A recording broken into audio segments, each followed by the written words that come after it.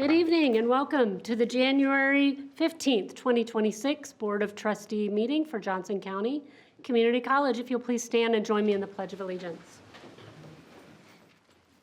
I pledge allegiance to the flag of the United States of America and to the republic for which it stands, one nation, under God, indivisible, with liberty and justice for all.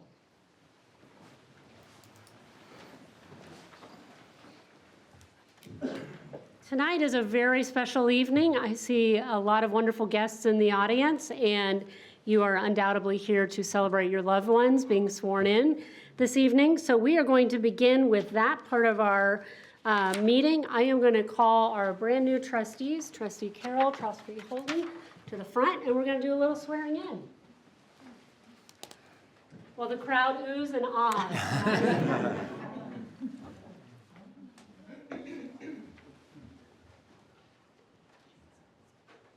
You all stand right here.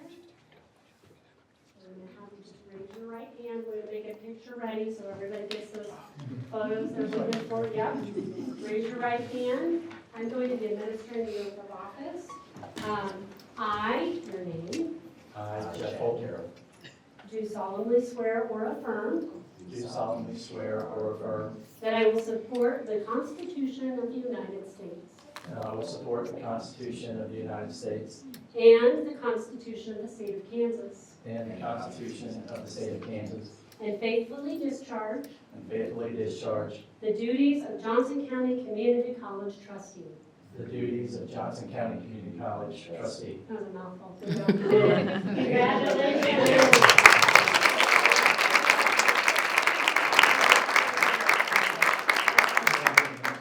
Oh, sure. Yeah. That's very official. Thank you. Let us know when the paparazzi is done. All right. Okay, very good. Thank you all.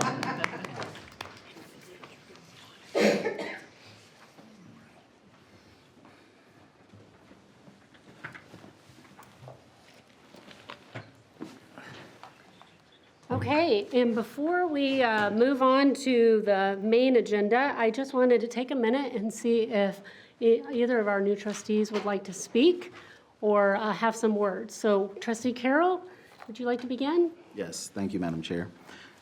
First, I want to thank my wife for being my biggest supporter, my children who always encourage me, my family, friends, and supporters who invested their time into our campaign. Thank you to the President's office, who's made the onboarding process very welcoming and engaging. To the entire Johnson County Community College community, I understand the responsibility that this position holds, and I look forward to collaborating with my fellow trustees, faculty, staff, and community partners to ensure our students are successful. Thank you. Thank you, Madam Chair. Thank you. All right, Trustee Holton. I'm a ball of nerves, even though it looks like I'm holding it all together right now. But what an amazing journey to get to this fulfilling moment right now. And I look around the room and I see a lot of loving and caring faces that have made this possible for me. And I am overflowing with gratitude. So I think about the countless doors that were walked, my parents who supported me financially, had events for me, aunts, uncles, friends that wrote and sent postcards, my brother Andy, my son Jack that worked tirelessly on yard signs, Minnie Jenny, my daughter right here, who always expressed genuine interest and encouraging words, and finally, my best friend and biggest cheerleader, Jenny. Raising a family together, running a business together, and now campaigning together. Woo! All right. All beautiful stories of a very fun relationship, right? But the campaign is just a small part of my gratitude. All of you have positively impacted my life journey, and you have been inspiring and encouraging through love and opening paths for my success, teaching me to think what could be, go for it. You will stumble, but how high will you bounce? I hope to carry that same sentiment forward here. We have leaders that lead through intimidation, but I have learned from all of you that the best way to lead is through inspiration and just being a good person. It's something that I feel is lost, and I'm excited to grow an extension to my family, working with these board members, the college staff, and this community, and welcome them into my family. My promise is that I will wake up each day to meet people where they are and live the mission of Johnson County Community College, which is inspiring education to transform lives and strengthen communities. finally, in the words of my son Ryan, watching home from his home in Cincinnati, let's go. Very good.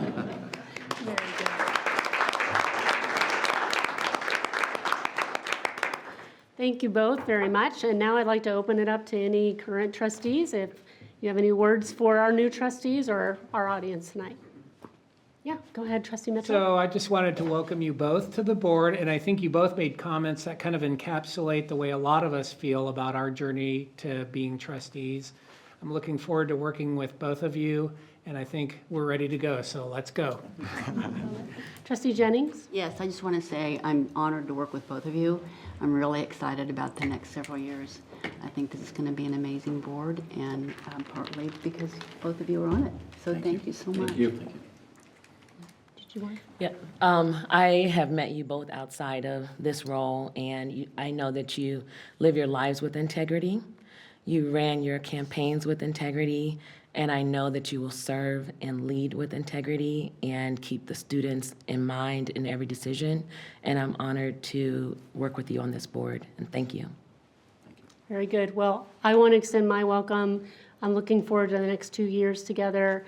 I think that we have a really exciting opportunity with a brand-new president and a new fresh board that we're going to be able to do some exciting things that maybe Johnson County Community College hasn't been able to do yet. And that's because we're going to be the group that says, let's do it, right? Let's do it. Let's go. So welcome to the board. And as I've mentioned to you several other times, your hard work, your tenacity, and the reason you ran is really vital to the work we do. And I am happy to help you in any way that I can as your chair. So thank you so much. And thank you to all the families that have come out tonight. Supporting somebody running for office is no small task. And showing up is half the battle. So thank you for doing that. It means a lot to us and to them individually. With that, I think we will move on to the official meeting. So here we go. By the way of roll call, we have 6 trustees present. And do we have Trustee Cross on the line? Okay, so we do have 7 present. Yes. Trustee Cross, are you there? Yes, I'm here. Great, looking up into the ceiling as always. And that means we have a quorum. So we are going to move to our first item, which is a new thing we're doing, talking about newness. We got a lot of great opportunity to shake things up, right, Dr. Mixa? Right. So we're gonna, we've got a new part of our agenda, which is the awards and recognition and campus spotlight. So I'll let you lead that off for us. Sure. So in Campus Spotlight, normally we have our students give a presentation. We're going to continue to do that. It's just students aren't on campus right now. But we also want to start this new tradition with a new board chair. Congratulations. We thought we'd start something new and have our departments highlight different departments do some highlights of what they do on campus. And our first department is going to be our Student Life and Leadership Development, and Maya Lawrence will present to us.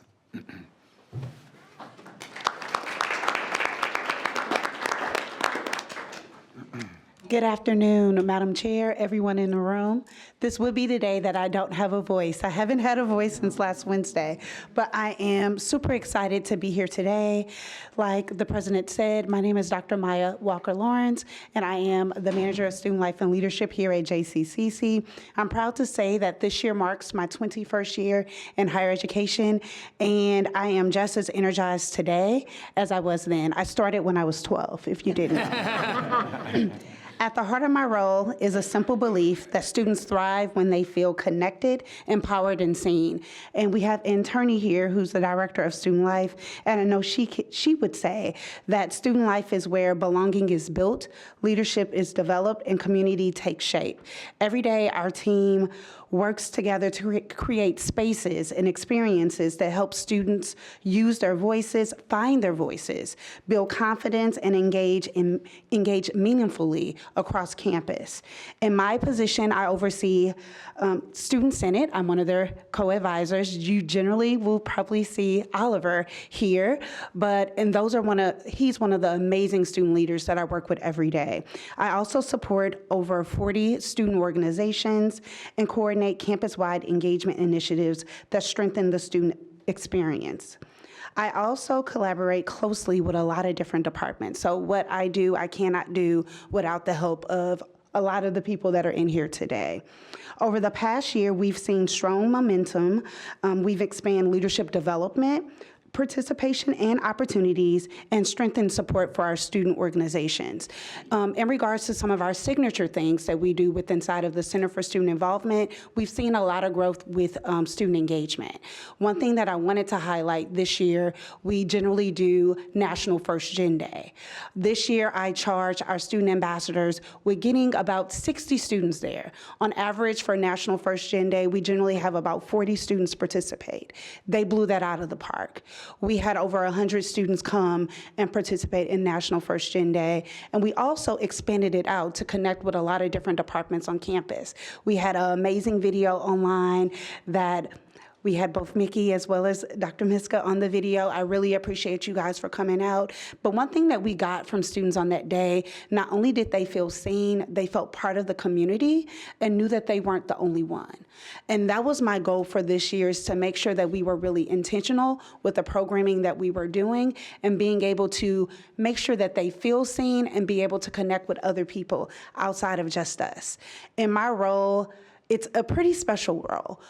In regards to my 21 years in higher education, I've been at JCCC for 4 years, but I've been in student life for probably about 6. The majority of my career was in enrollment management and operations. And I like to say the combination of the 3 of those areas let me see a bird's eye view of student development, just student life as a whole in higher ed, and be able to see how we all play a part in student success, student retention, and actually seeing those students graduate. And so my role, especially here at JCCC, I've been able to make some connections with students, being that I am student-facing, that I hadn't been able to make before on the enrollment management side of the house. This year, my husband just came in. These kids really have become our family. So I have a couple of graduates this year. Jason can attest to it. We've gone to weddings of students that were here and student ambassadors at JCCC.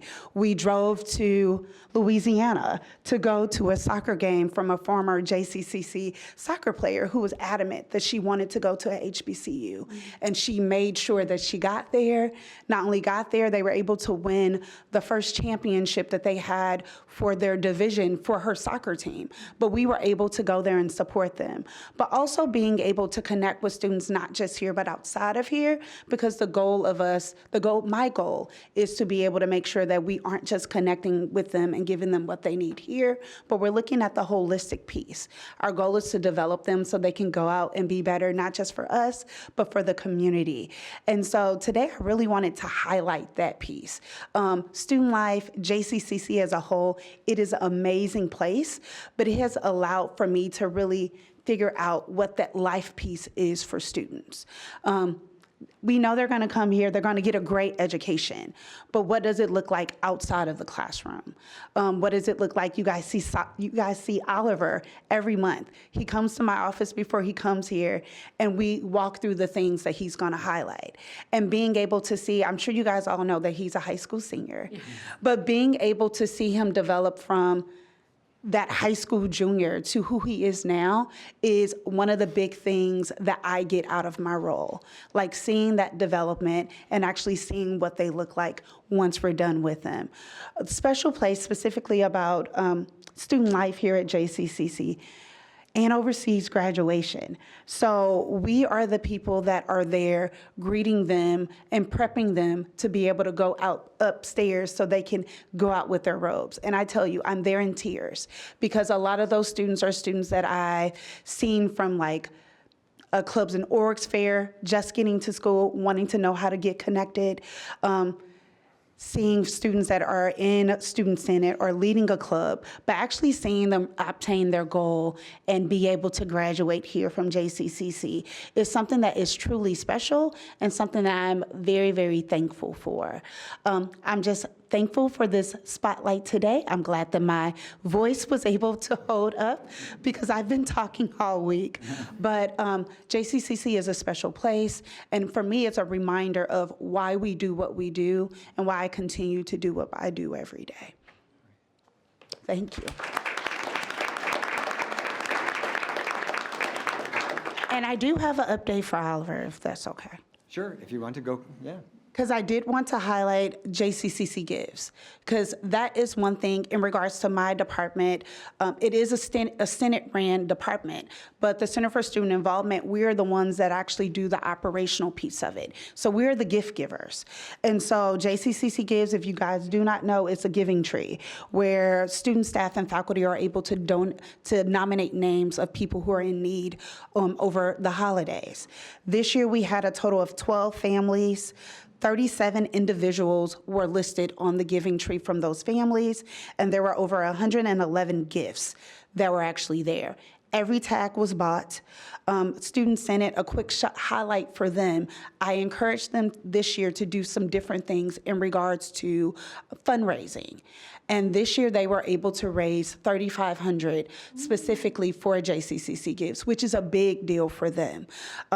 All the gifts were given, but we've gotten so much more that we will be giving additional gift cards this semester to those families that were nominated for JCCC Gives.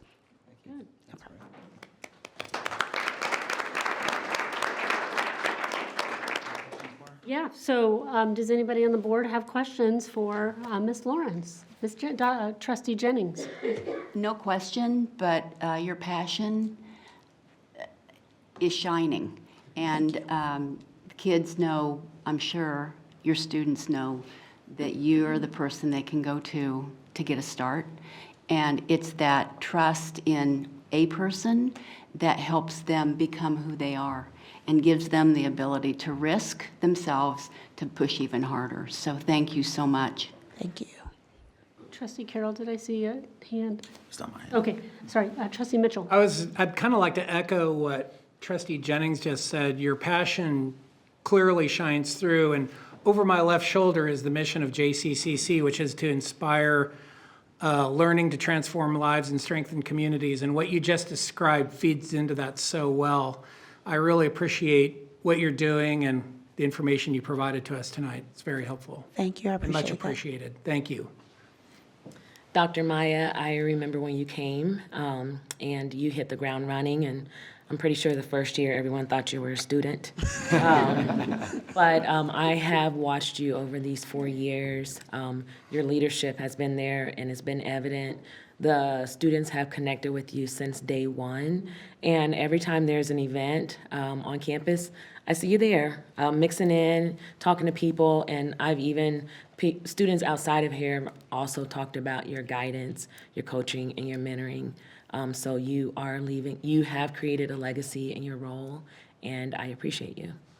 Thank you. Trustee Rodan. I would echo some of the same things my fellow trustees mentioned, and just I've had the luxury of getting to encounter you at many events where you're leading student leaders, but you're not in front of those student leaders. You're behind them, whispering in their ear or walking them through how we're going to do something and celebrating them. And so much of the success of our students coming here is really learning what college is about. And for some of them, this is the first place they're going to go. And for some, it's the last place that they're going to go. And the fact that they get to have a full breadth of experiences while being here is really due to you, your department, your division, making sure that any idea that somebody comes up with, we can figure out a way to make it happen. And I think that, as I spoke about a few minutes ago, new chair, new president, we've got some new fresh ideas, and cheerleaders and people who are willing to go, yeah, let's give that a try, are the kind of people that are going to get us there. So thank you so much. I wanted to say, I particularly am helping somebody right now who's a first-generation student, and it is a really, really daunting thing to get yourself here. Yeah. And then when you get yourself here, you question yourself the entire time. And I didn't know that because I had very supportive parents who have snuck in here and are here in the audience tonight. But I was lucky to ride on their shoulders. And so many students, they're the ones who decide, I'm going to get there, I'm going to figure it out, I don't know how this goes. But having the support around them and letting them know they're not alone and they've got great people here that are going to cheerlead for them all the way makes all the difference, and our community is better for it. So thank you, because you are doing that for so many students. The other thing I wanted to comment on is, I heard you talking about graduation. I don't know if you heard today, but we have a very ambitious goal of getting 40% of our students across. So we may need to expand the doors outside that gym to accommodate getting more students walking across. But I know you'll be there because that's where I see you the most every year, all the graduation ceremonies. So thank you again. Thank you so much for spotlighting what you do, but also holding our students up and helping them become the leaders that they're ready to be. So thank you so much. Thank you. I appreciate you all. All right. With that, we are going to move to the open forum section of our board meeting. The open forum section is a time for members of the community to provide comments to the board. There is always one open forum period during each regularly scheduled board meeting. Comments are limited to 5 minutes unless a significant number of people plan to speak. And in that instance, the chair may limit a person's comments to less than 5 minutes. When addressing the board, registered speakers are asked to remain at the podium, should be respectful and civil, and are encouraged to address individual personnel or student matters directly with the appropriate college department. As a practice, a college does not respond in the setting when the matter concerns personnel or student issues or matters that are being addressed through our established grievance or suggestion processes. Tonight, we do not have any registered speakers, right, for the open forum section. So that is opened and now closed, and we're moving right along. I'm going to try to hold up Chair Rail's pace of our meeting and efficiency. Let's see if I can do it tonight. So this takes us to our board reports. And first, we have the college lobbyist report from Dick Carter. Mr. Carter.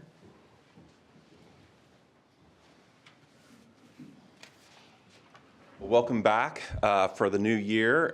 Just like it's a new year for this board and new members, we have a couple of new members in the legislature, and we kicked off on Monday of this week for the 90-day session. The legislature has a bold or an ambitious goal of first adjournment on March 27th, and we're also hearing a little bit of chatter that they may not come back for a veto session.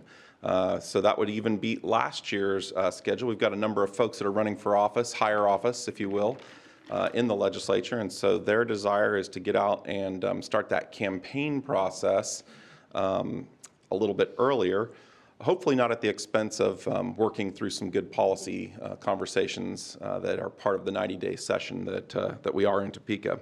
This morning, the Kansas Association of Community Colleges, I almost threw the T on the back end of that, hosted the legislature for Donuts with Legislators this morning.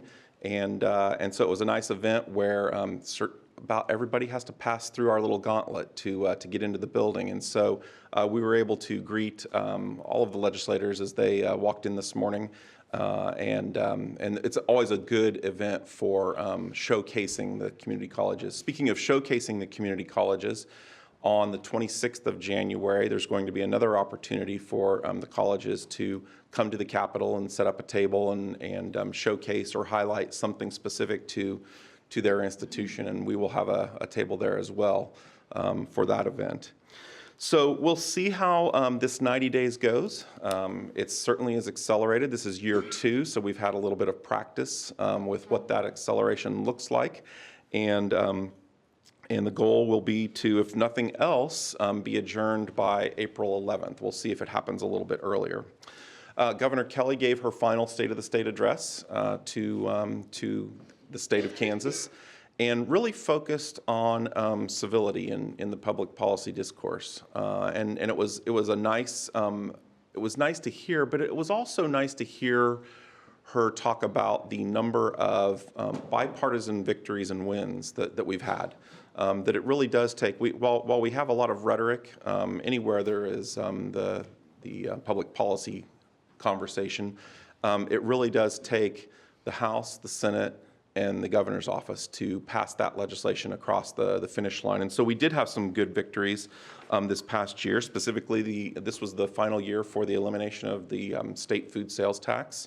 There were a number of other income tax related goals that were achieved over the course of the past 8 years in the governor's administration.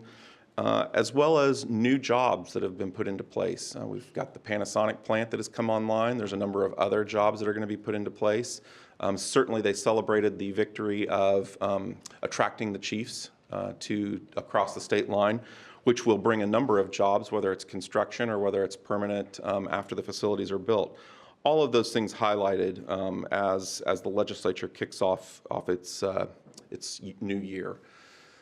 So you'll recall last year I talked a lot about this blue ribbon panel that we were going to have that was going to evaluate, review, take a look at higher education. In some cases, there was a specific focus on the two-year sector.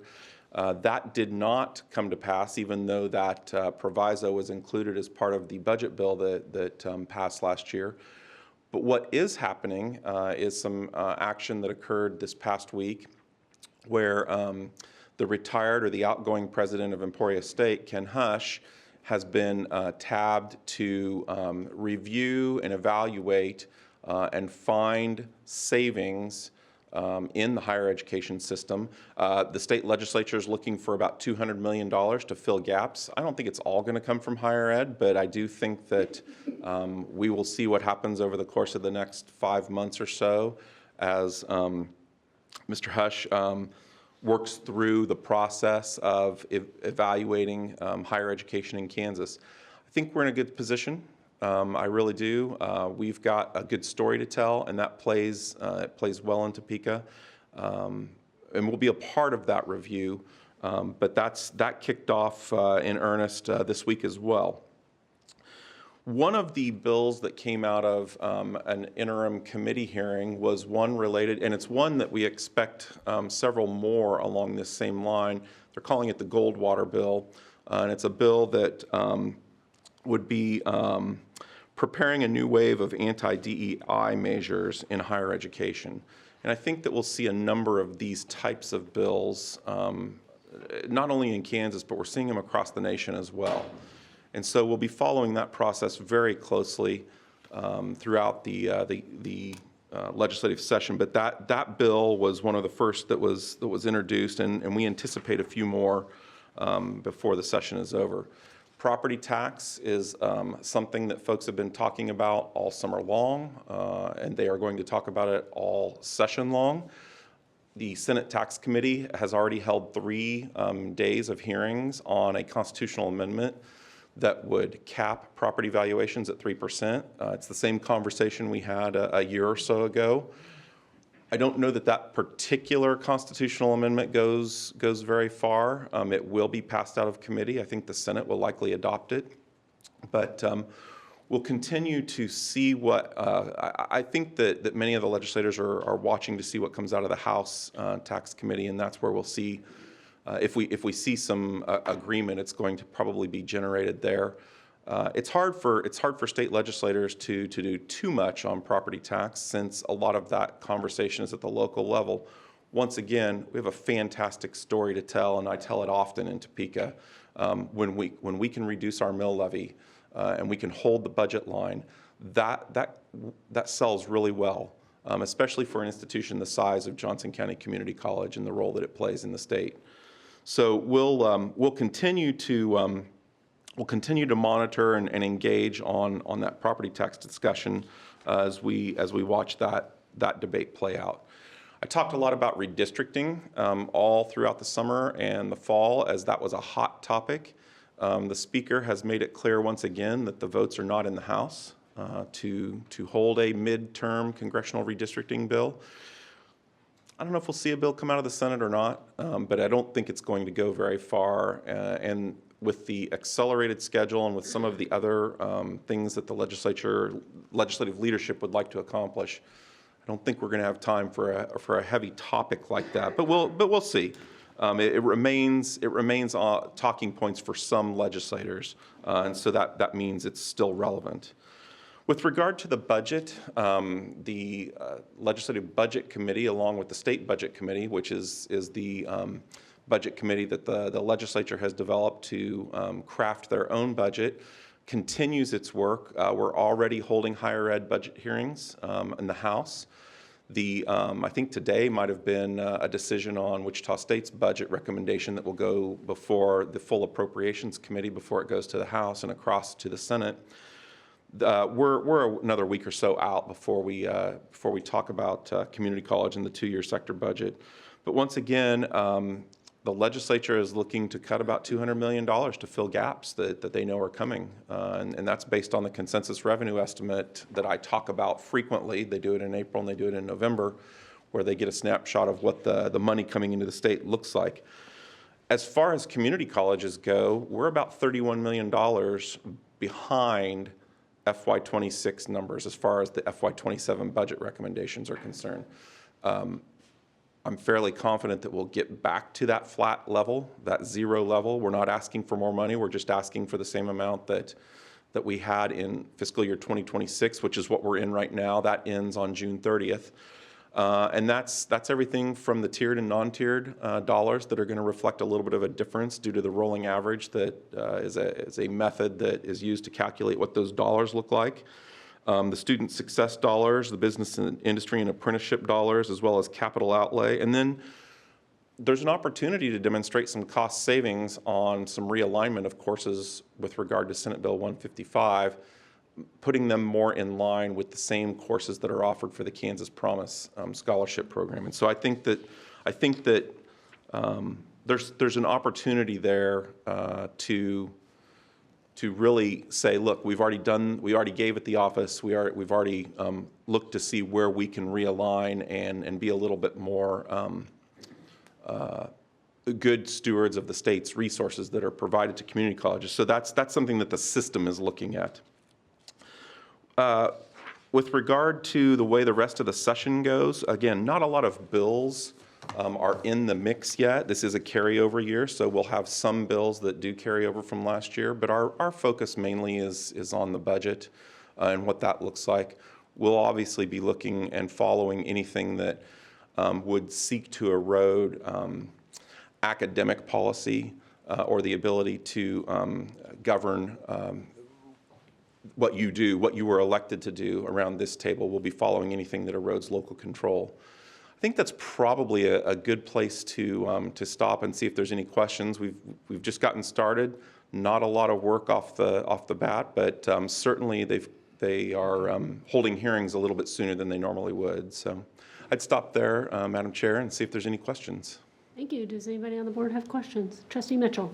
Thank you, Mr. Carter. Two questions real quick. One, you'd mentioned a table event with the legislature. Was that February 18th? Did I get that date right? I think it's January 26th. Oh, okay, I got that way wrong. Okay.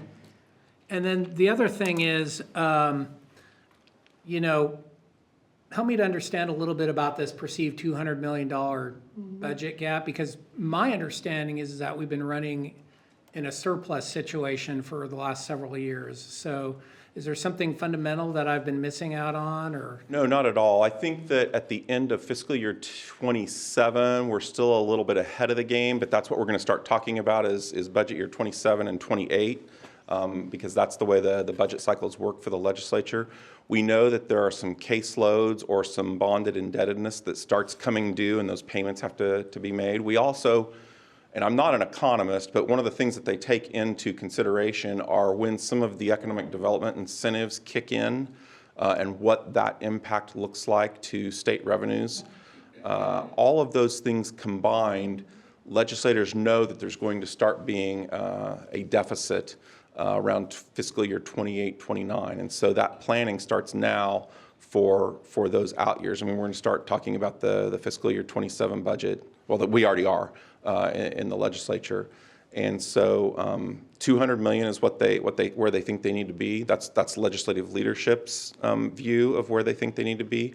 I will say that as the process continues to play out, the governor still submits budget recommendations from the administration, and I've watched as the bill was introduced. So we have a legislative budget bill, we have the governor's budget bill. They'll take a look at both of those as it goes through the process.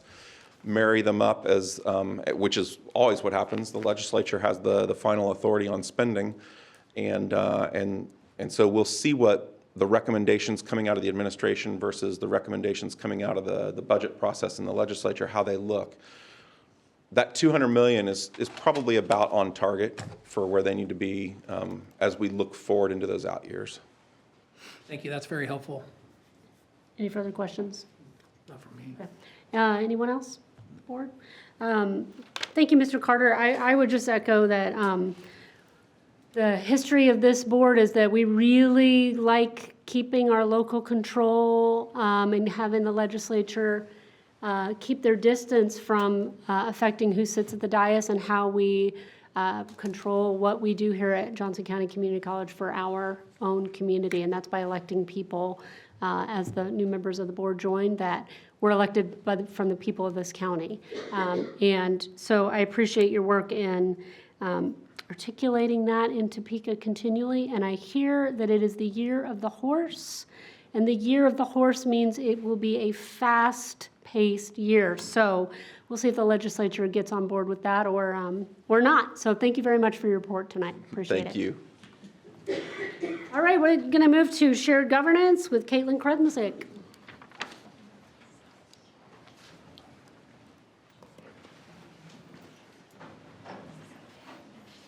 Good evening, everyone. My name is Caitlin Krumsick. My day job here at the college is the director of the Academic Achievement Center over on the first floor of the library, but I also serve as the co-chair of College Council with Dr. Mixa. So today was a big day for shared governance. It has been a long day, but a really good day. I know that many of you were at Dr. Mixa's remarks this morning, as well as the campus update meeting.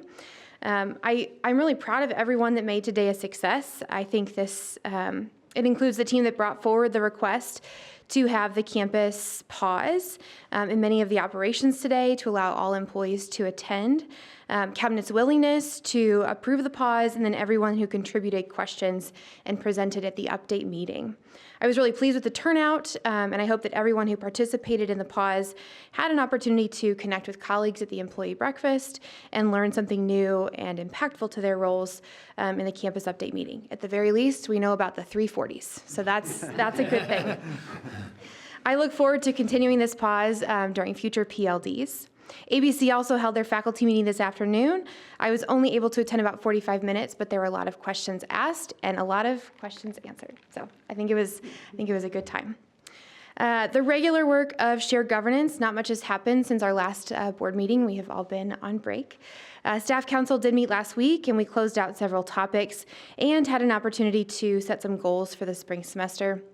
ABC and College Council will meet over the next few weeks for our first meetings of the spring semester.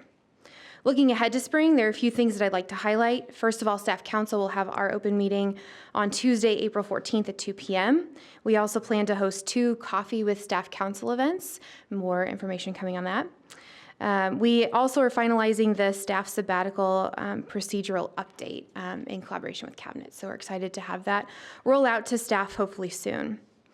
ABC is conducting a survey this semester to address the branch's satisfaction around shared governance and the perceived effectiveness of shared governance, and so I believe that is coming out in February.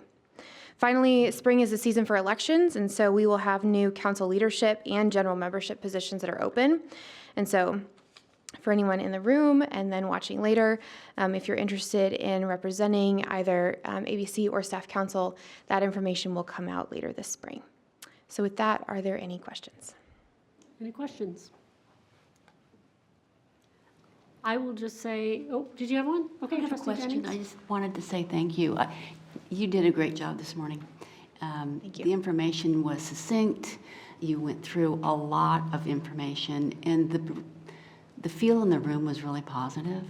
So thank you for your leadership. You're doing an awesome job. Thanks. Anyone else? I would just wanted to echo the same things, that today was great, and that doesn't just happen. It requires a lot of planning and getting all the moving parts and moving people in the right places to do that. So thank you for being part of that and for leading a little bit up there on the stage and being the, in between of a bunch of different, we were talking about the cogs and the wheels, right? So thank you for that, because I know that that's part of the role, and shared governance makes us better. So thank you for your report. Have a good evening. Okay, we're going to move on to the Faculty Association. Ms. Oliveras, welcome back. Hello, everyone. Yes, Irene Olivares, Professor of History, President of the Faculty Association. I want to begin first by welcoming Trustee Chad Carroll and Jeff Holton. Thank you so much for your service to the board and the service that you ultimately provide to the community in this role, and to all of you on the board. Each month, the Faculty Association has an opportunity to address the board, and in these reports, I like to give an update on the work that Faculty Association members are doing across campus, and to give an update on what faculty are thinking about on campus. And in this report, I want to fill in some events from November and December that we were not able to highlight because we had a special presenter in December, Professor Joy Rhodes from the Fashion Merchandising and Design Department. And so I'll give those updates from November, December, and then I'll remark on some of the great sessions from the professional learning days this week, which were really great. And we have one more day tomorrow. So one thing I do want to highlight from November is the work of Dr. Ty Edwards, a professor in history and director of the Kansas Studies Institute here on campus. Each year, Dr. Edwards partners with the JCCC Veteran and Military Student Resource Center to host the Veterans Oral History Project. And this year, Dr. Edwards and the center welcomed Mexican-American veterans from the Vietnam War. So it's always a great event. The CoLab, which is where this event is hosted, is filled with students and campus members. If you were not able to attend, these are recorded and they're available on the campus YouTube channel or the college's YouTube channel. And you can go back and see the previous year's panels. And I think it's great that these events take place on campus because our students get to see the sacrifices that our service members have made throughout the generations that have created the country, the society in which we live today that enables them to sit in a college classroom. So I really enjoy attending those events. In December, the FA had its third annual December luncheon, and I want to thank Dr. Mixa and the trustees who attended. We had about 60 to 70 FA members attend throughout the 2-hour event. The FA pairs these events with collections for the Student Basic Needs Center, and at this luncheon, we collected more than $400 worth of items to donate or monetary donations for the Student Basic Needs Center. So I want to thank everyone who participated in that collection. I know a few of the trustees brought some stuff. These lunches allow faculty to pause and share news about the semester. And the reason we invite campus leaders to these events is so that they can get to know more faculty beyond the usual voices. I'm sure you all are tired of hearing me, right? So you get to meet other folks. New ideas can also come out of these gatherings. The current winter coat drive at the Student Basic Needs Center developed out of conversations with trustees and several events, coffee meetings, and at the luncheon. So before we went on break in December, I met with Ann Turney, who was sitting here earlier, Director of Student Life and Leadership, and Robbie Miller, Coordinator of the Student Basic Needs, to develop a plan for the coat drive. The coat drive ends tomorrow, so I hope you were able to bring some stuff by.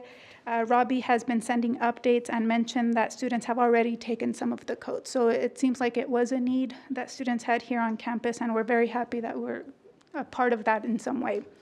I've also informed Robbie and Ann that the FA is happy to take responsibility in storing those coats for the next season or donating them back to a charity organization. So we'll help in any way that is needed.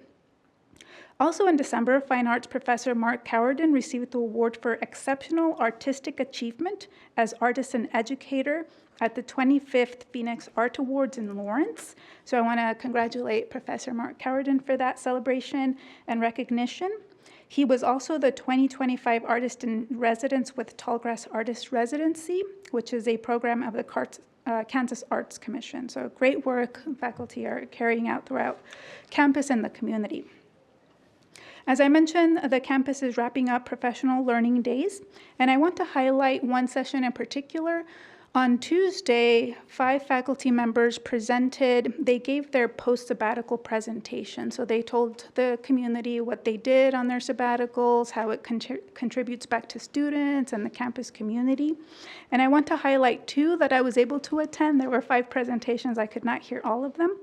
But I will share from these 2. One that I attended was a presentation from Daniel Cryer, Associate Professor of English. Professor Cryer, during his sabbatical, examined research on AI-powered writing tools for teachers and students. And the main question that Professor Cryer tackled was, how freeing are AI tools in practice if they are presented as a means to free people from tedious tasks to concentrate on more meaningful tasks, right? That's how we are sold AI. And so his question was, do they actually accomplish this task? And in a nutshell, he said yes, right? He examined several studies. That was part of his research. But he said that several studies also highlight that AI tools also create automation complacency, is the term used in some of this research. And this automation complacency leads people to surrender their critical thinking skills. One note I found interesting from Professor Cryer's presentation was that in one of these studies he examined noted that 1 out of 4 employers actually did not want their employees to use AI for various reasons. I'm sure security and other things like that.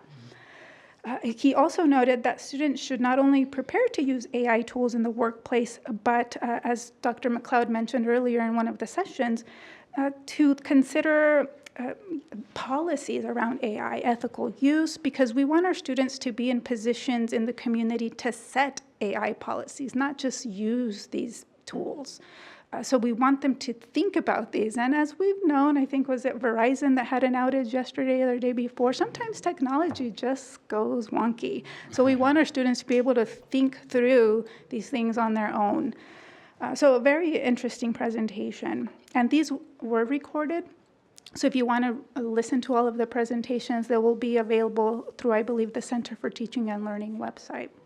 The other sabbatical presentation I briefly want to comment on is Professor Dave Krug's presentation. Dave is a professor of accounting. I'm sure many of you know Dave. He's very active on campus. And he used his sabbatical to produce a guidebook to help students and professors manage stress and anxiety. He built on proven techniques that worked for his students in the classroom and spent his sabbatical researching and writing this guidebook. He also traveled. And one of the things that he said, he spent 95 days out of the country during his sabbatical, in which he wrote, he traveled, and he said, this helps energize faculty members. And he came back, you can see him around campus, he's just full of energy, and I wish I could borrow some. And that's also the purpose of sabbaticals, right? To research, but also to regain the enthusiasm for your discipline. But what I do want to talk about from his presentation is because he did help or focus on mental health concerns. One of the things that he said as he was presenting, he prepared this guidebook. It's available for his students to read. He reminded us to treat mental health concerns like we treat physical health. He said, if we saw a student walking into our classroom with an arrow stuck in their shoulder, in his words, we would not be silly enough to start teaching them the principles of accounting, right? We would first attend to that student's needs. What is, how did this happen? Why is there an arrow in your shoulder? So we do, I think it's very important that we do consider mental health in the same way that we consider physical health. So we want to make sure that our students are receiving all of the resources that can support their health comprehensively. And he focused on the way that JCCC can be a leader in that, because we do have good resources that we can, you all are in charge of making sure that we allocate them in ways that are able to meet our student needs. And last month, you all, or part of you, approved sabbaticals for 10 more faculty members who are going to go on sabbatical fall of 26 or spring of 27. So I want to congratulate those faculty members who are receiving sabbatical for the next academic year. Professor Mark Cowardin, You heard his name earlier. Megan Doyle, Stephen Jambroni, Kotoko Grass, Catherine Grube, John Patrick Hardy, Misha Kligman, Holly Manning, Emily Sewell, and Emily Ziegler. So I just wanted their names to be spoken in this space. So thank you. So that concludes my remarks. I'll stand for questions if there are any. Are there any questions? Yes, Trustee Rattan. Thanks for sharing the information about the sabbatical. I do think that's great that that's offered here. And I do want to just, again, reinforce how Professor Dave Krug is another one that really connects with students. I think he had the International Club. I went to just one of his encouragement club meetings, and like my life will never be the same. And like you said, the speaker that he had come was a student that came in kind of with a chip on her shoulder with low academic proficiency. And before they ever went into accounting, I think he took care of that and met her there where she was, and then went into the accounting part. So I just love that he came back and he went deeper into that and shared some of his tools and the ways that he does, and so that they can be replicated. So much appreciation for him. Yeah. And you. Thank you very much for your report. Anybody else before I add my, yeah, Trustee Thank you, Madam Carroll. Chair. Where did you say we could watch the sabbatical presentations again? They will likely be posted. So if you go to InfoHub, this is how I do it. I would enter Center for Teaching and Learning, and there will probably either be the contact information for Farah Hoy Janab or Elaine Sin. And if it's not on there, it'll those are the people to contact. Trustee Carroll, I'll save you the handwriting. We've got people who are excellent okay. at just cutting through all the hard work you have to do to find it and send it directly to us. We appreciate you, Irene, saying that, but we'll just Thank you so much. We'll send it? Yes, thank you. Thank you very so much, Irene. Thank you, Dr. Any other comments? Okay, I just wanted to say I appreciate you highlighting two professors that I have gotten to know in my time here, Ty Edwards and Professor Krug, both who are multifaceted and provide many different things for students on campus and do many different things. And I really appreciate hearing about what they're doing. I can't really imagine Professor Krug with more energy, so I'm gonna have to dodge him when I see him because he's already a ball of energy as it is. But I appreciate that you really help us to see things that, you know, we aren't here every day doing the day-to-day, and you always are really great at giving us highlights from all over, and that helps us get a full picture of all the great things our faculty are doing and how they make a difference for our students. So thank you so much for this month's report, and I look forward to seeing you next month or whoever you bring. Yeah, thank you so much. Thank you so much. Okay, we're going to move on to the Johnson County Education Research Triangle.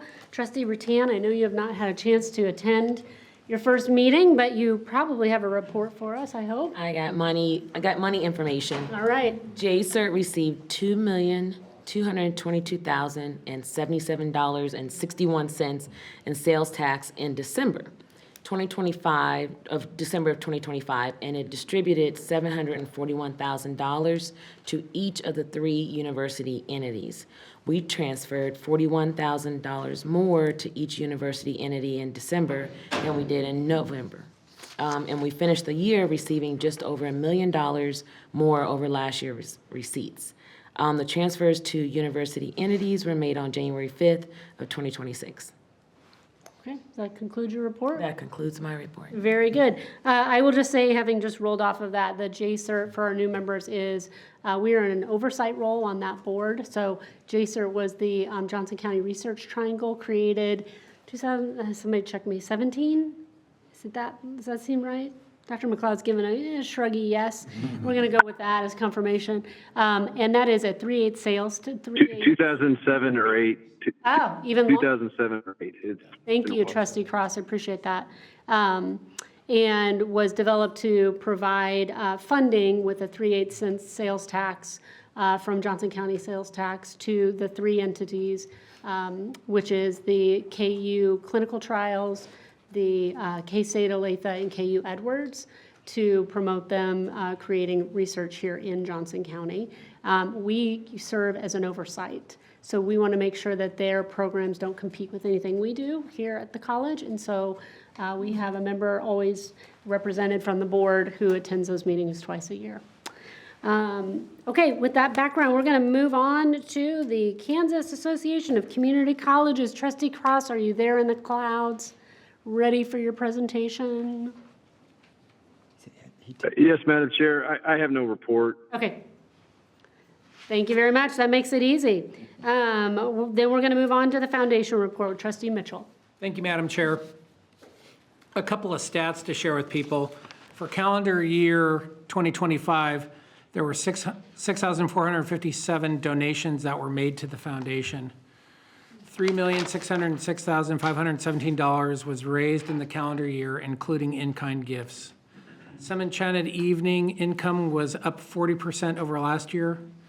9 new scholarship funds were established, 6 spendable and 3 endowed. $34,000 was raised through employee payroll giving to support basic student needs. Foundation collaborated with the Retirees Association to raise almost $30,000 for their endowed scholarship. In January of 2025, the first payment was made on a $250,000 pledge for a new scholarship supporting fine arts students. In December of 25, I'm guessing that was actually January 26. In December of 25, the first payment was made on a $250,000 pledge to support the historic fashion collection. Some Enchanted Evening for 2026, the date is set for that. It's November 14th. The co-chairs will be Dr. Tony Mixa and Deb Mixa. Johnson County of the Year nominations are open, and I think tomorrow is the last day for those, if I'm not mistaken.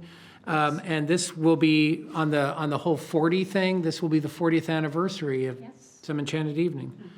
So, and I'll let Dr. Mixon make another mention of that later, I'm assuming.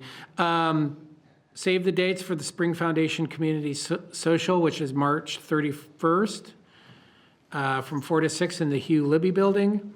And scholarship launch is Tuesday, April 21st in the Cap Fed Room in the Rainer Center. That's always a positive event to attend. And that concludes my report for the foundation. Okay, very good. Any questions for Trustee Mitchell?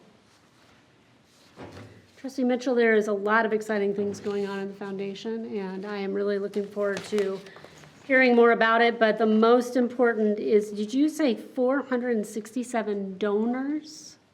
Did I get that right at the top of your report? Calendar 2025, 6,457 donations were made to the foundation. But then you had a number that was 467. What was that? I messed that up. I'm asking you on the spot. Okay, I just made up a number. Yeah. Okay, sounds I good. may have misstated something. No, that's okay. Or you misheard. But I think that speaks to the community's belief that investing in our community college by giving scholarship money for scholarships and various other things, the foundation helps us serve our students and community better. So we thank them for that.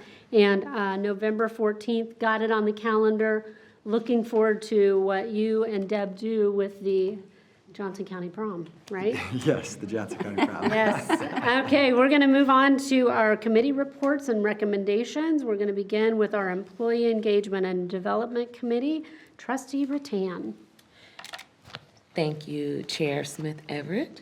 On Wednesday, January 7th, 2026, the Employee Engagement and Development Committee met. Christina McGee, Vice President of Human Resources, updated the committee on the selection process to identify an investment consultant and management services vendors for the College 403B and 457B plans. Ms. McGee shared that following the evaluation of responses and interviews, the committee made a recommendation to approve the selection of 2 West Capital Advisors as the investment consulting and management services vendors. And if I understand right, is a reselection. They were already 2 West was already our capital advisors, our advisors. Ms. McGee presented a draft of the Employee Engagement and Development Committee's working agenda for 2026 for approval. And so a recommendation to approve the agenda was made as follows. It is the recommendation of the Employee Engagement and Development Committee that the Board of Trustees approve the 2026 Employee Engagement and Development Committee's working agenda. Are you going to make that motion? Are you making that motion? I am making the motion. Second. Okay, motion made by Trustee Rattan, seconded by Trustee Mitchell. Any discussion on the working agenda fiscal year 26 for the Employee Engagement and Development Committee? All right, hearing none, we are going to do our first vote. Is everyone ready? Got it? Got it warmed up? Okay, all in favor? Say aye. Aye. All against? Nay? Yes. Okay, I believe that was 7 in favor and no against. The motion carries for the working agenda. All right, moving on, Trustee Rattan. All right, Miss Rachel Haynes, Director, Employee Engagement and Development, presented an update on the Employee Engagement Survey. She shared that 35 individual meetings were held at the department level with supervisors and heads of the respective departments to go over the survey results in detail. Each department is being asked to create one employee engagement goal from those survey results. Focus groups will be held during PLD week in order to gain more information and a better understanding around comments around career development, workload balance, and leadership communication. Action plans will be developed with information obtained from the focus groups that the employee engagement and development team can use to better support the college. Ms. Haynes also reported on the employee engagement and development team's holiday hangout. This event was on December 18th, and it gave employees an opportunity to connect outside of the office, and an estimated 100 people attended. Ms. Barbara Cooper, Director, Human Resources, reported that the employee relations staff and audit services have met with NAVEX to kick off the relaunch of the Ethics Point reporting web form. It's scheduled for completion by March of this year, and this concludes my report.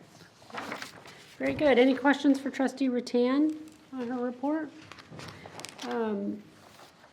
I just wanted to say the employee engagement holiday hangout event on December 18th, I understand was a resurrection of a past process where we had people come for a holiday party and you all resurrected that. Is that right? We returned to it? Oh, okay, all right, so it wasn't a resurrection, it was the second annual. Very good. Well, I think it's a fantastic thing that we had over 100 people attend. I just wanted to celebrate that. I think that we always talk about the value of our belonging value, which is our employees feeling that they belong to this institution and what we do, and that's one of those small ways we can do that. So thank you very much. All right, we are going to move on to management and finance with Trustee Mitchell. Thank you, Madam Chair. The Management and Finance Committee held their January meeting at 8:30 a.m. on Wednesday, January 7th in this room. Information related to that meeting can be found on pages 4 through 9 of the board packet. The Management and Finance Committee received the following report from staff. Information Services Quarterly Report. Rob Caffey, Vice President, Information Services, CIO, along with Philip Mean, Executive Director, IT Security, and Adam Kaler, Deputy CIO, Executive Director, Academic Technology Services, provided the Quarterly Information Services Report. The report included security updates, the annual compliance calendar, and board reporting requirements.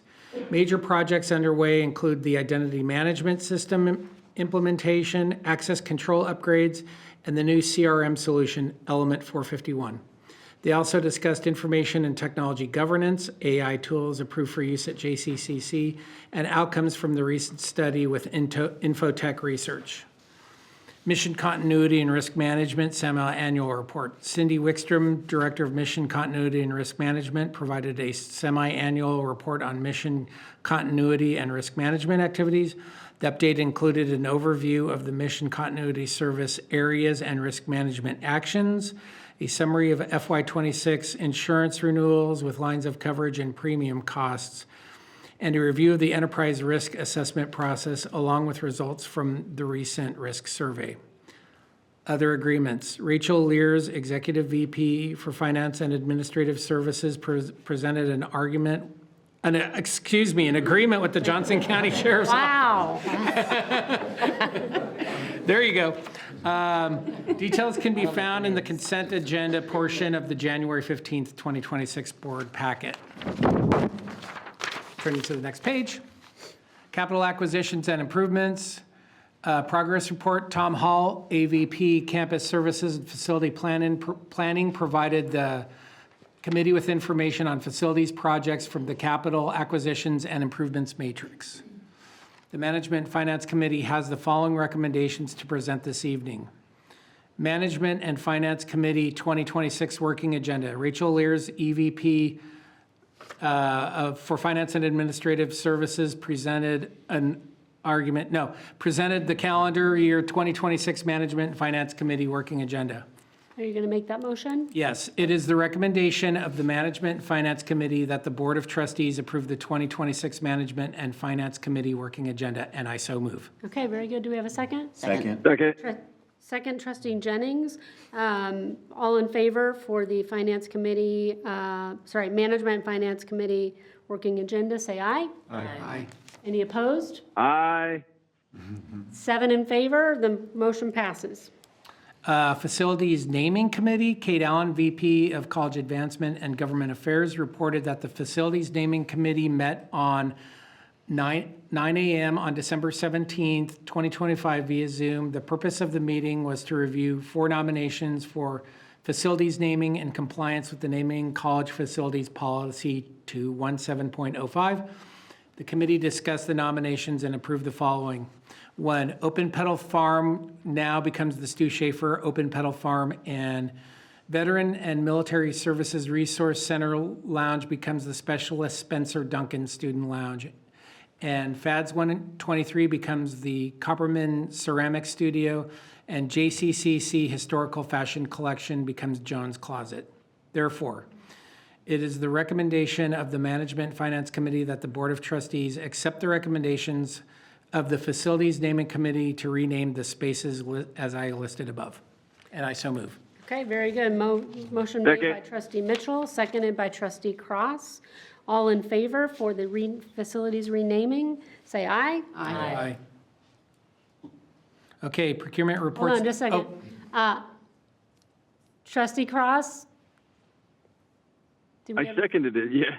Okay, thank you. Couldn't hear that. And any opposed? The motion passes 7-0. Thank you. Please kind of got continue. ahead of myself, my No, apologies. you're fine. That's all right. We all got to get the nerves out tonight. Procurement reports and recommendations. Jim Fikert, Executive Director of Procurement Services, presented a recommendation for 1 bid and 1 award, and 1 cooperative bid and award.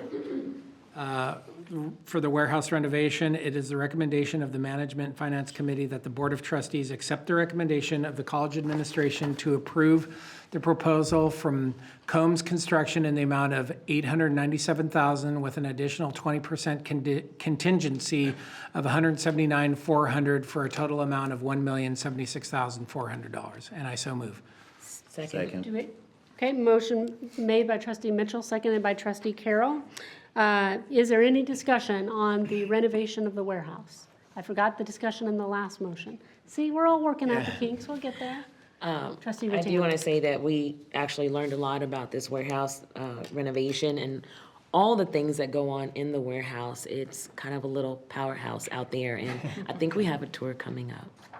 Yes, Very good. Yeah. we will work through that for you, possibly next month if it works out with everybody's schedule before the board. Before the renovation, Well, yeah, before, before it turns into summer. yeah, before it gets hot in there, yes, definitely. And if I may, on the facilities renaming, we did learn a lot about the background behind the renaming, and I think it's just a really great honor that our college is able to do that and honor people who have celebrated and supported our college for long periods of time. So I will comment about that afterwards, about the naming, but yes, I do want to give time for people to comment about the naming because there, some personal accolades there. But for the warehouse renovation, are there any other comments, questions for Trustee Mitchell or our cabinet? Okay. I had a few because I think it's really important that the public knows that when we are passing something that's $1 million renovation, we don't take that lightly, and we vet this. And so we vetted it before this meeting. We have a whole committee process, and so that's been done in our management meeting, but that's not as televised or watched as closely as this meeting is. So trustee, or you're not trustee, thank God, you're good for you not being. But Rachel, I wanted to ask you a couple questions about when the last time we renovated this building was, and how many students and employees we have utilizing, working in accessing that building, I guess, on the roll.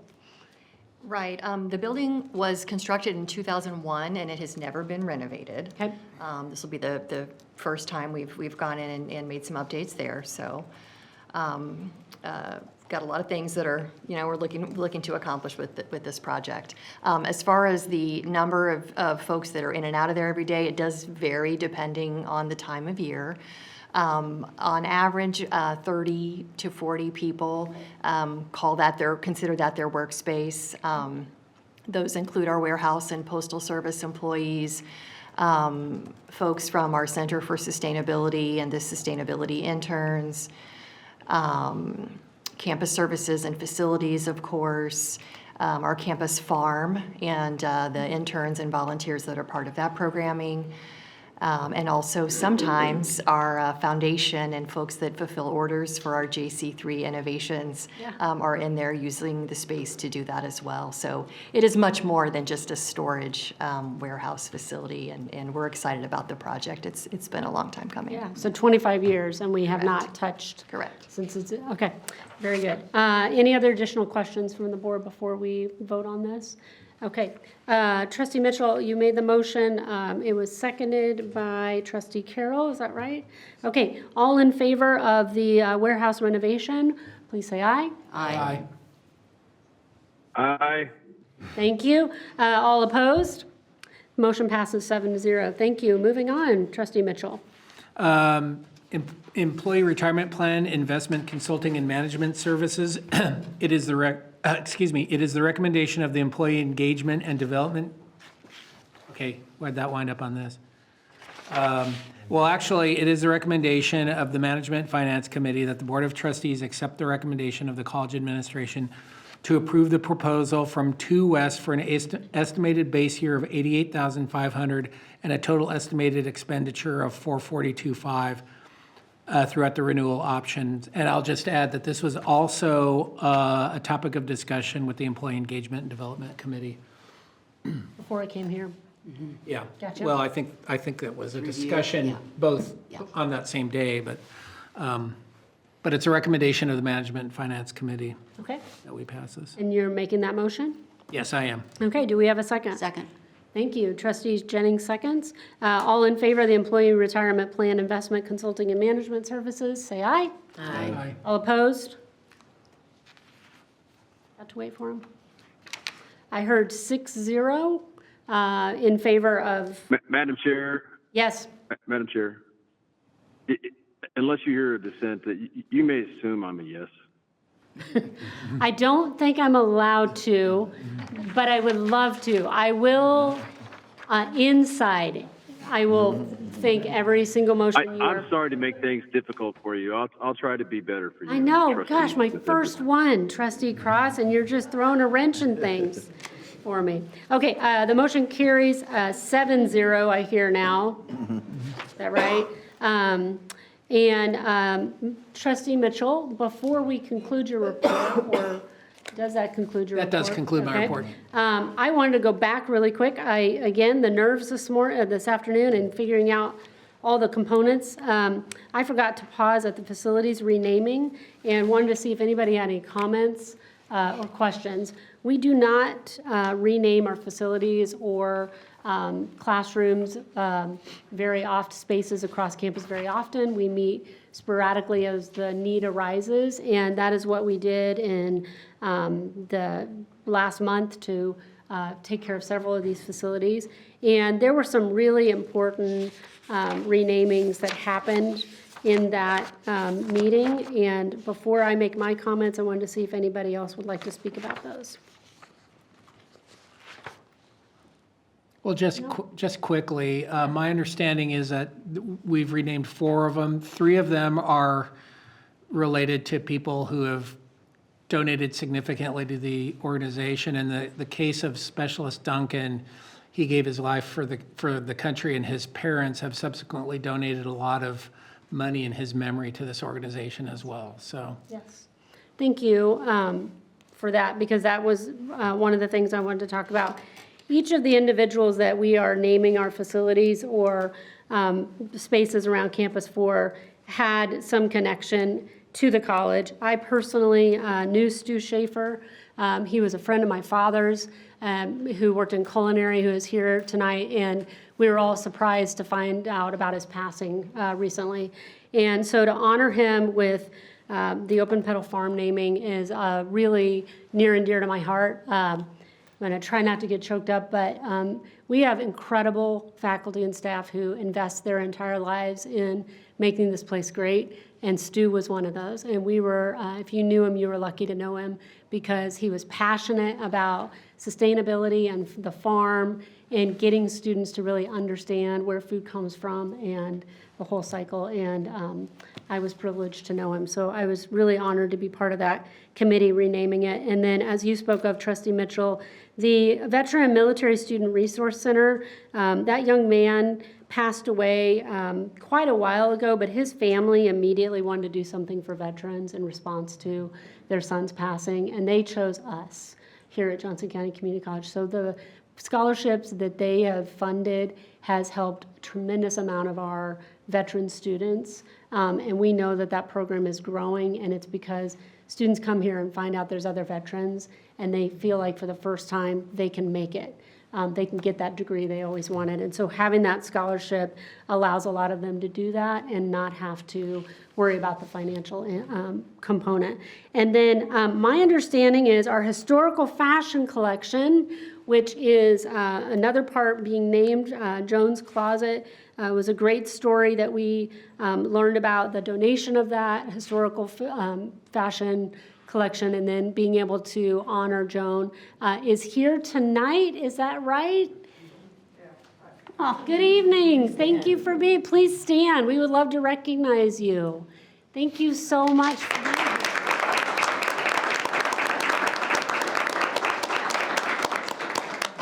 here. It's in memory of my husband that always wanted a Joan's Closet.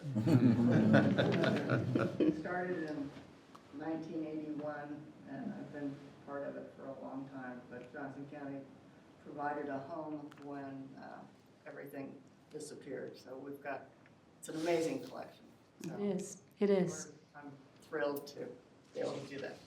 Well, thank you for being here tonight. We are thrilled to be able to honor your husband's, late husband's wishes and be able to name that. I have learned more about the historical fashion collection just this year. I think every month on this board, you learn of another slice of things we do, and that beloved fashion collection has lived a life. My goodness, we found out all the places that it was stored and moved to because the preservation of it was the top of mind, and to be able to find a home here and for us to honor your late husband's wishes by naming it Joan's Closet is truly our honor. So thank you. Those are the last comments I'll make about the facilities naming committee. I always want to make sure we honor people that have been here before us.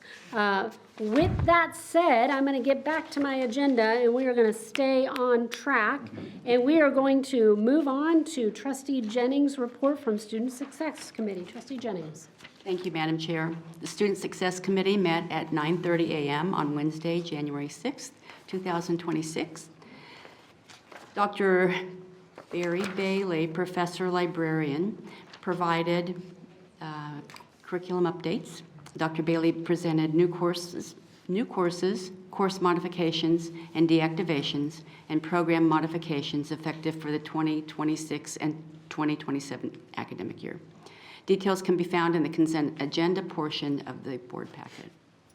Dr. Mickey McLeod, Provost, presented the Student Success Committee 2026 working agenda. It is the recommendation of the Student Success Committee that the Board of Trustees approve the 2026 Student Success Working Agenda, and I so move. Second. Motion made by Trustee Jennings, seconded by Trustee Mitchell. Any discussion? Okay. All in favor of the working agenda for Student Success Committee, please say aye. Aye. Aye. And I don't know if I have to vote. I guess it was, again, I'm thinking inside my head, and now I have to say things out here, just realizing. And Trustee Cross, is that in favor vote? I heard 6 in favor. Any opposed? All right, motion carries 6-0. Trustee Jennings, please continue. Thank you, Madam Chair. Regarding student engagement process, Ms. Shelley Allen, VP Student Success and Engagement, presented an update on the strategic enrollment plan. The first goal was recruitment by building awareness of Johnson County Community College. Some of the ways this was accomplished was through a collaborative communication plan, specific recruitment events, and adding, quote, exploratory, unquote, as an area of interest on the admissions application. Ms. Allen emphasized how the online presence has been enhanced with a new homepage video, refined virtual campus tours, and promoting student activities through social media. The second goal was about access and belonging, highlighting updating communication around the stigma of financial aid, enhanced digital mapping tools, and accessibility compliance, along with military and community outreach. The Student Success Division is preparing for the global future with expanded testing options and dedicated support for immigrant and international students. Ms. Allen said the Facilities Master Plan will also assist students in navigating the campus more effectively. Other improvements have been made to prepare students for transferring to a four-year university or entering the workforce. Mr. Jim Lane, Dean of Arts, Design, Humanities, and Social Sciences, presented an update on the division. The ADHSS division consists of 24 individual academic disciplines in 15 departments, 678 total sections, 59 full-time faculty, and 127 adjunct faculty, 3 full-time staff, and approximately 50 part-time staff. Dean Lane said each academic year there are 12 student concerts and people of all ages and backgrounds audition for the music ensembles. The theater department hosts 4 to 6 student stage productions each academic year in the Bodker, Black Box, and Polsky theaters. These events are free of charge with no reserved seating, although he also shared, as did Mickey, that get there early because they fill up fast. Mr. Lane also showcased the, is it Miranda recital? Marone? Okay. Recital series, 35 years of free professional concerts on Mondays with the classical recital series, and on Tuesdays, the jazz recital series. The music and theater departments are led by Grammy Award winner Dr. Ryan Heinlein, who serves as chairperson. Students in the arts have received many national awards, including the 2024 KCACTG National Playwright Award. One of the community outreach programs is the annual In the Wings program, which brings 130 local high school theater students to the Johnson County Community College campus each fall. Mr. Lane noted that students in the design programs are either career-ready or able to transfer to a four-year university.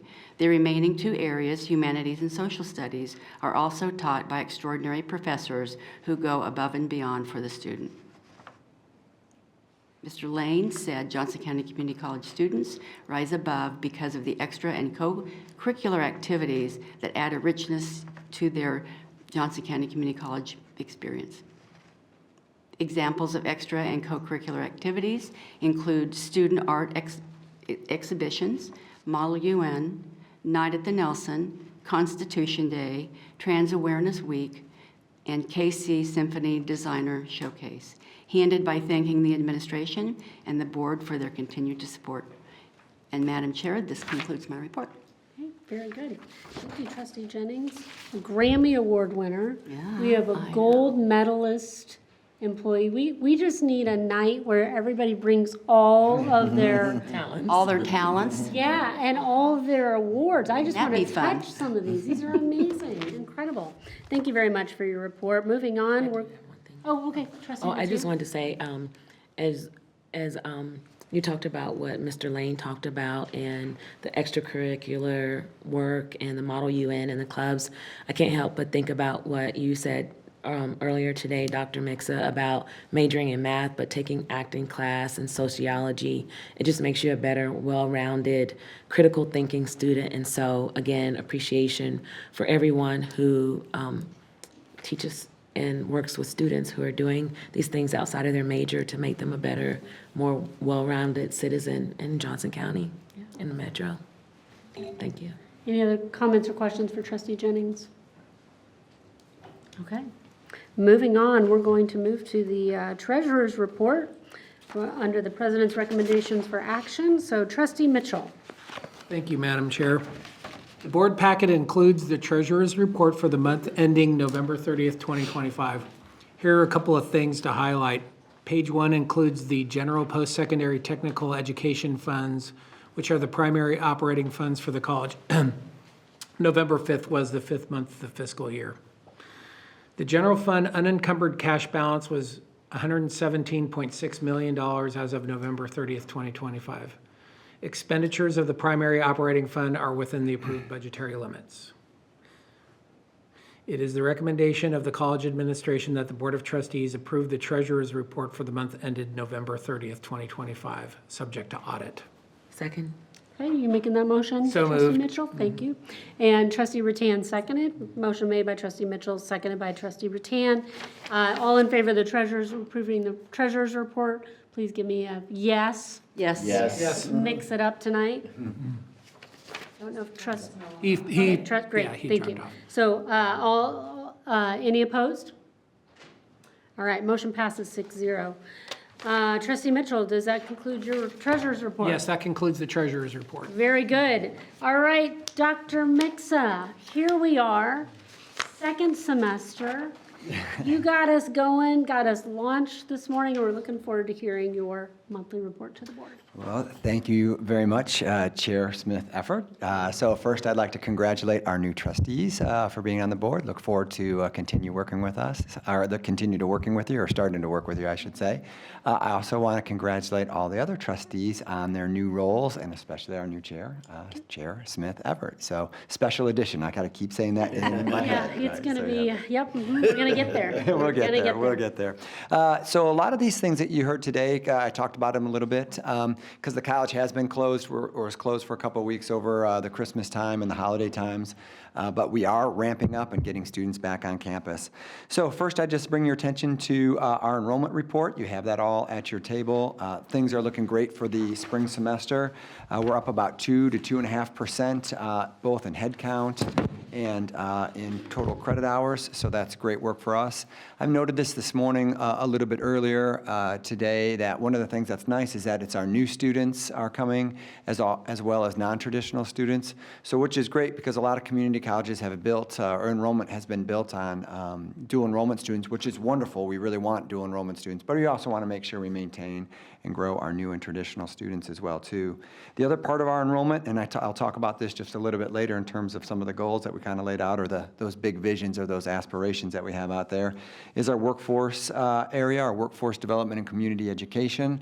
Elisa and her team are focused on getting 17,000 students this year, a little bit over 17,000 students, and she's right about where she needs to be. Halfway through the year, she's about 51% of her goal. So we're really happy with enrollment right now, and we're excited about the spring semester from that perspective. Some other things that are going on campus, again, and sticking with Elisa and in her area, our workforce and community development area was offered the opportunity to participate in a grant through Rutgers University, and this grant is called Student Voices Informing Practices in Non-Credit Education. So it's a nice grant and a study about non-credit education, and should help us do a better job in that area as we always try to continue to improve. We've hosted some HLC reaffirmation lead meeting on campus. I say that to say, John's in the back of the room there, I've never been at an institution that's so far ahead when it comes to reaccreditation as we are today. This is just to remind the Board of Trustees that we have our reaccreditation visit February 28th and 29th in 2028. So make sure you have your calendar set for that. But we are well ahead of the game, and so that's great work we have there. I mentioned a little bit of data today when I was talking, or when I made my remarks to the campus, but I think there are 2 or 3 bits of data that I thought were really worthwhile to repeat. Number one, 78% of our students are either satisfied or very satisfied with their experiences that they have on campus. I think the important part behind that is that's compared to nationally. Only 78% of students are typically satisfied or very satisfied with their community college, so that's great work there. 88% of our students, when they finish at Johnson County Community College, would say that they would re-enroll. That's compared to about 79% nationally. So those are two great pieces of data that we can go out and talk to the community about and say how wonderful we are as an institution. And the last thing that I thought that was important to kind of continue to reiterate, our 3-year graduation rate rose from 31% to 34%. So these would be the students that started in August 2022, and then you have 3 years to complete to be a part of that graduation statistic. So that's great work as we move in that direction of improving our graduation rate, but we have big goals from there. It is PLD week, and I'll talk just about a few things. Like Irene talked about some of the sessions that she went to. One of them that I went to was on international students. And you might not know this, but we have 1,100 international students on our campus. And these are students that don't, for example, get up on a Friday morning before classes and say, hey, I want to go to JCCC, hop on a plane and fly here. These are students that work 6 months to a year to get themselves prepared to come to campus. Once they get to campus, there's a lot of work that they have to do. Kim Steinmetz and her team does the work for that. And these students, in the time that I've been here, I've had an opportunity to meet with them and talk with them. They are eternally grateful for the opportunity that they have to study here at JCCC. And so it's just great to have them on campus. And not only is it great to have them on campus and that they're grateful, it is so amazing to walk down the hall, to hear different languages, to hear different accents. That not only is a great educational opportunity for them to be here, but it's a great educational opportunity for our students to hear what they have to say and be a part of that internationalizing of the curriculum. I'll also talk about, I did get an opportunity to do some remarks to the campus today. I want to thank the trustees that were there. It's wonderful to see you there and that support that I feel when I'm there. And I think it also, the campus as a whole feels that support that you're providing for them as well too, knowing that you're providing the resources that we need to be successful. Trustee Mitchell, mentioned this a little bit earlier. One of the things that we ended with in this idea, some of those big aspirations that we have out there, I kind of challenged the campus to go after that 40% graduation rate, to go after 40,000 students that we have on campus, as well as at the 40th year of Some Enchanted Evening. We're going to do our regular fundraising that we normally do for that, but start a campaign for our Health Professions Center of Excellence and challenge us to raise $40 million for that. So I'm really excited about those aspirations. And I heard some nice things from people on campus today, so I'm looking forward to seeing how we move forward and put that together. I'll throw one last professional development session that I went to today. So there was like a time to just kind of wind down, because it's a lot making these presentations and being part of it. But there's a chance we had to do some video games. And so we stopped. It was right over in the student services area. I got to play Wii bowling with a faculty member and a couple other people from our office. I wasn't able to beat the faculty member, but I do know that right now I am the champion in our office in bowling. I'm not saying anybody else at the diocese played as I look over to my left, but I'm just saying that. So thank you very much for all your support, and we are looking forward to an awesome spring 2026 semester. Thank you very much. Thank you, Dr. Mixa. Any questions for Dr. Mixa and his report? Great job today at PLD. Thank you. Agreed. Yes, great job. It was really great to be in one room with the majority of our employees. Kudos to you giving that final stamp of approval, but really all the work that went into ensuring that we could close down to allow for that. I think going back to that value of belonging, we are a huge place, and it is really easy to get lost and not feel like we're all on the same ship, headed in the same direction. So I appreciated everyone who put in the work to ensure that we could allow every employee that possibly could to be part of that, and really get to understand you and your vision for our campus and get on board. So now we have 3 Cs with the college. We've always had that, but now we have 4 40s, is that right? Well, 3 or 4 40s. You were rattling yes. off, there were a lot of 40s in there. But I think having something that we're all trying to work towards is really good for us as a campus, something we've needed. I will say I was remiss to not shout out your division, Elisa, which, right now as I'm speaking, my brain can't think of the words of what your division is. All the work you do, but we have a new agreement that we just approved with the jail for Johnson County Sheriff's Department, I believe. And irony of ironies, I'm going to take personal privilege to say that my father began working at this college when he was teaching culinary out of Lansing prison. If you didn't know, we had a partnership with them for many years, and those students were very excited to be able to cook food, use knives, and then be able to eat that food while at the prison. But we have had a really long history of working with all kinds of facets of our community, and that's your division and everything you do. So thanks for always highlighting them in your report, because they are the other half of our enrollment that's really critical. Finally, you've had one semester under your belt, so I expect you to know every name from here on out for the rest of the year. And understanding the competitiveness in the office, are we going to be, do we need to bring in some counseling? There's been several incidents I'm hearing with the competitions going on in the office. Is everything okay? I can just tell you I've lost a couple things, so this is my opportunity. Okay, so you got your opportunity to gloat while you had your presentation. Oh, Trustee Rutan. I just thought, one is we're all downloading Coldplay apparently, Yeah. which I already like, but I do want to say thanks for bringing back Corporate Challenge. I'm not sure how long it was gone, but that is something that brings the esprit de corps out, and it's a really fun Kansas City tradition. I'm looking forward to it. Yeah, You'll love definitely. it. Definitely. All right, very good. I think Val had her hand up. Oh, I just want to make a Trustee comment about Jones. this morning's opening. Being an observer, one of the things that really stood out for me is how each of you that were presenting, your personalities shone through, and the humor and the enjoyment that I could see in that, I think really adds to that sense of belonging as someone who works at the college.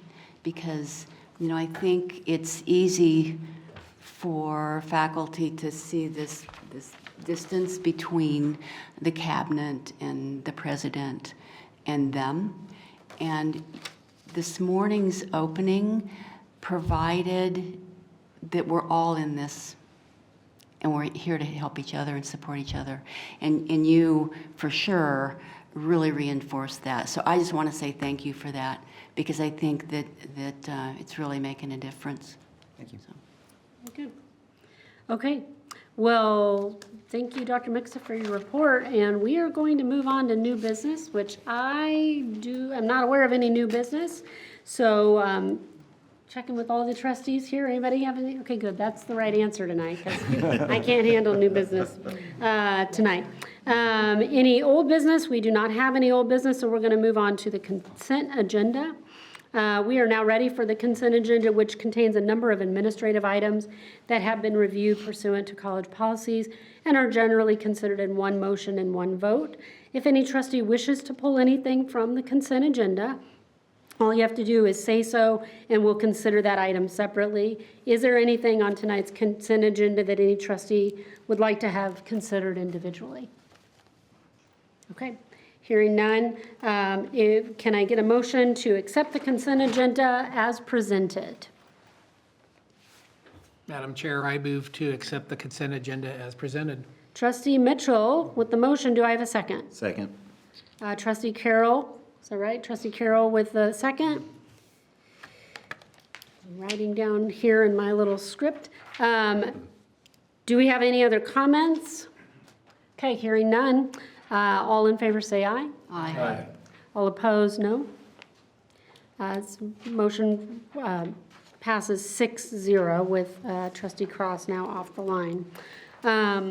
Okay, we do have an executive session this evening, and I am going to find the part of my script that I am going to read to remind myself. Okay, like I said, working out the kinks tonight, everybody. We're we're here. I would like to entertain a motion to go into executive session for the consultation with legal counsel regarding a pending personnel matter, which would be deemed privilege in the attorney-client relationship. No action will be taken during this session, and the executive session will last for 20 minutes.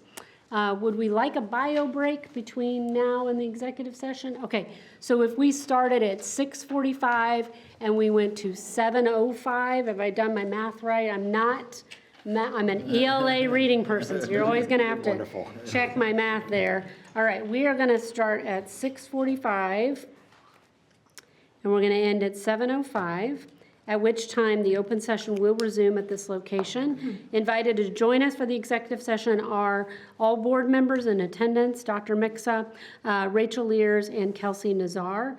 Can I get a motion for executive session, please? So moved. Trustee Rattan moves, and seconded by Trustee Mitchell. We will begin at 6:45 in this room right off of the board.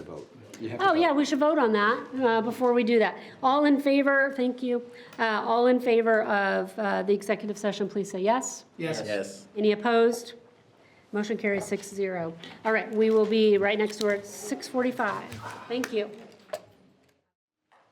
Thank you. We have returned from executive session where no action was taken. Seeing no more business before us, may I have a motion to adjourn? Madam Chair, I move to adjourn. Trustee Mitchell moves to adjourn. Do I have a second? Second. Yes. Get on the ball, get on the ball. Trustee Alton. Second. All in favor? Aye. All right. I hear no one against. Thank you very much. We are adjourned.